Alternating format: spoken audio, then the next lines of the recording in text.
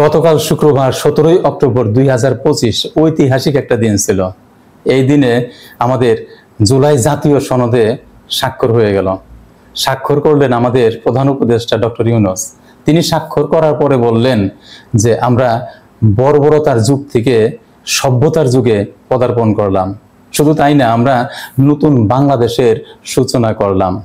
তিনি আরো বললেন, শুধু কাগজে কলমে আমরা লিখে রাখবো না, আমরা যে সভ্য সেটা আমরা আমাদের কাজকর্মের ভিতর দিয়েও প্রমাণ করব।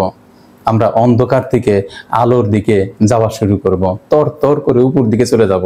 আমাদের দেশে যে অনিয়মগুলো আছে, এই ঘুষ, দুর্নীতি, চাঁদাবাজি, মাস্তানি, দখলদারি, এগুলো এক সময়ে শুধু ইতিহাস হয়ে থাকবে।